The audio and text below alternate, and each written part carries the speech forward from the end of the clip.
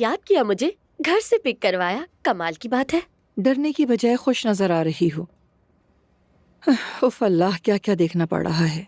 ये जगह तो बहुत ही खूबसूरत है। पहले तुम आराम से बैठो।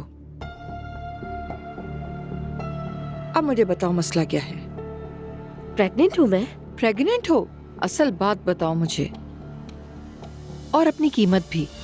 ये आप कहना क्या चाहती हैं? गलत बात है ये। मैं एक शरीफ लड़की हूँ, वालिदैन है मेरे। तो तुम्हारी कीमत वालिदैन तय करेंगे। माफ करना।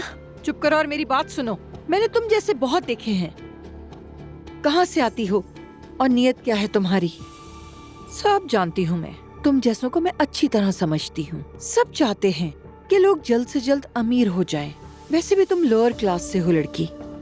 मेरे मुलाजिम भी यही करते हैं, फौरन अमीर बनना चाहते हैं। मगर अफसोस कि तुम थोड़ी कम अकल हो। तुमने क्या सोचा था लड़की, किसी भी अमीर लड़के को फंसाकर उसके बच्चे के नाम पे तुम अपनी जिंदगी सिक्योर कर लोगी? तो ये तुम्हारी भूल है। फराज को देखकर तुम ये समझी कि तुम उसे काबू कर लोगी। अभी उसकी माँ जिंदा है, तुम्हें कामयाब नहीं होने देगी। तो समझी तुम्हारे सारे ख्वाब चकनाचूर हो गए। देखा, फराज यहाँ कहीं नहीं है और मैं तुम्हारे सामने।